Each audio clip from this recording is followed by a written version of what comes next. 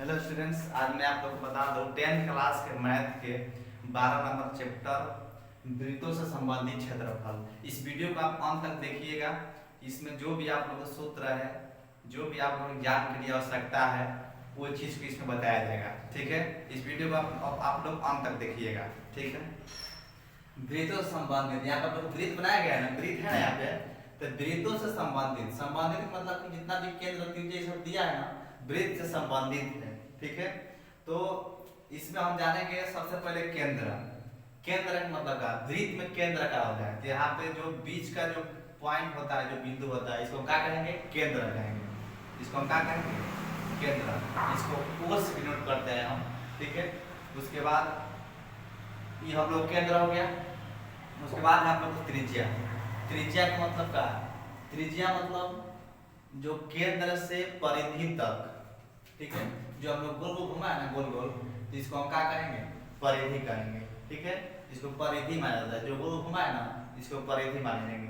तो केंद्र से परिधि तक जो होता है, केंद्र से परिधि तक के दूरी को हम क्या कहेंगे, त्रिज्या कहेंगे। त्रिज्या का मतलब आर से सूचित करते हैं त्रिज्या को। ठीक है, उसके बाद फिर हम लोग आता है व्यास।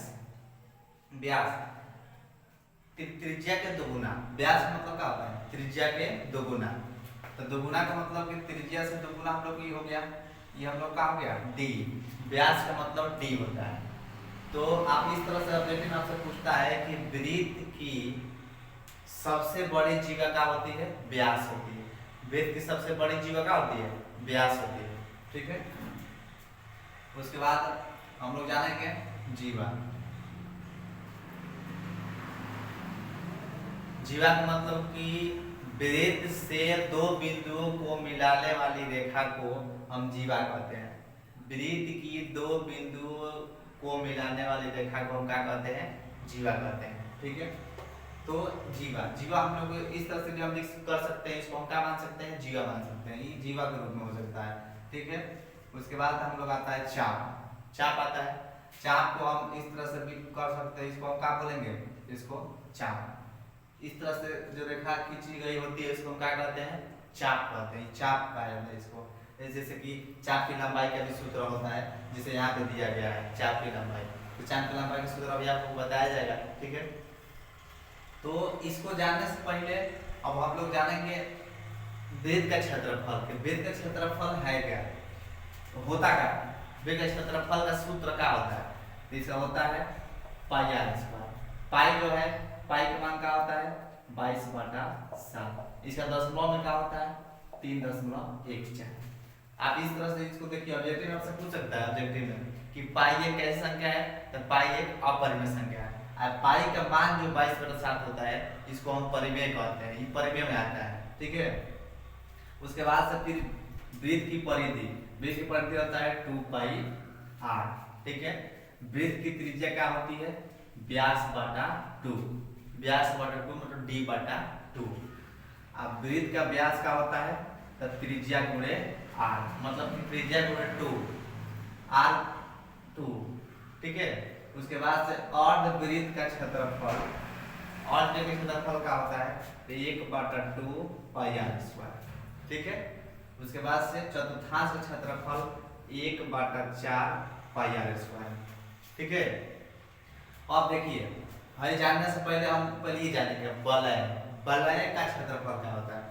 देखिए, जैसे हम दो वृत्त ले लिए, एक बड़ा वृत्त ले लिए और एक छोटा वृत्त ले लिए। ठीक है, तो बड़ा वृत्त को छोटे वृत्त से घटाना है। यानी जो बड़ा वृत्त छोटा वृत्त है, जो इसमें हम जो खींच रहे हैं, ये रिंग हो गया। इसको हम क्या बोलेंगे, रिंग बोलेंगे, जो रिंग खींचा गया। ठीक है, रिंग, इसके बीच का जो केंद्र से जो त्रिज्या गुजर रही है, तो इसको, इसका जो बड़ा वाला जो है ना वृत्त, जो वृत्त बड़ा वाला है, तो इसको हम मान लेंगे r1, जो बड़ा वाला है। इसको जो छोटा वाला है, इसको r2 मान लेंगे। बड़ा वाला को r1 मान लेंगे और छोटा वाला को r2 मान लेंगे। देखिए यहाँ पे, तो इसका जब हम जानेंगे, तो सबसे पहले बड़ा वाला को लेंगे। तो लिखाएगा πr²1, इसलिए क्योंकि वृत्त है, तो वृत्त का क्षेत्रफल हम लोग πr² होता है। तो यहाँ पे πr1 के स्क्वायर, मतलब कि बड़ा वृत्त। उसके बाद से फिर छोटा वृत्त माइनस पाई आर स्क्वायर 2, तो ये छोटा वृत्त हो गया। अब दोनों में से कॉमन हम लोग का है पाई कॉमन है, क्या बच गया r1 के स्क्वायर माइनस r2 के स्क्वायर। देखिए हम लोग को वलय का सूत्र ये हो गया। कोई पूछेगा आपसे वलय का सूत्र क्या होता है, आप बोलिएगा पाई इंटू r1 के स्क्वायर माइनस r2 के स्क्वायर। ये हम लोग का सूत्र हो गया, वलय का क्षेत्रफल हो गया। ठीक है, अब आते हैं हम लोग त्रिज्यखंड।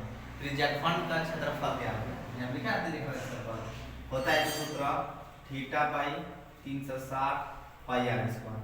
ठीक है, उसके बाद फिर वृत्तखंड का क्षेत्रफल क्या होता है, तो वृत्तखंड का क्षेत्रफल होता है r square theta by 360 pi minus 1/2 sine theta.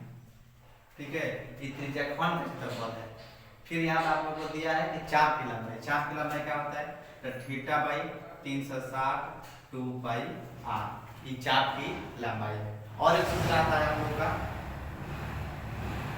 दीर्घ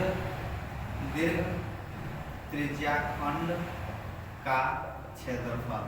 इसका क्या होता है, देखिए 360 minus theta by 360 pi are square. ठीक है, pi are square 360 minus theta by 360 pi are square. दीर्घ त्रिज्याखंड का क्षेत्रफल पूछे। ठीक है, तो इस चैप्टर में इतना ही हम लोग को जानना है, और इतना आप अच्छे से देख लेते हैं, आप जान लेते हैं, तो आप लोग को जानिए कि आप लोग इस चैप्टर में कोई आपको दिक्कत नहीं होने वाला है, आप एग्जाम में एकदम अच्छा करिएगा। ठीक है, अगर आप लोग को वीडियो अच्छा लगा हो तो आप लाइक और सब्सक्राइब आप लोग जरूर कीजिएगा।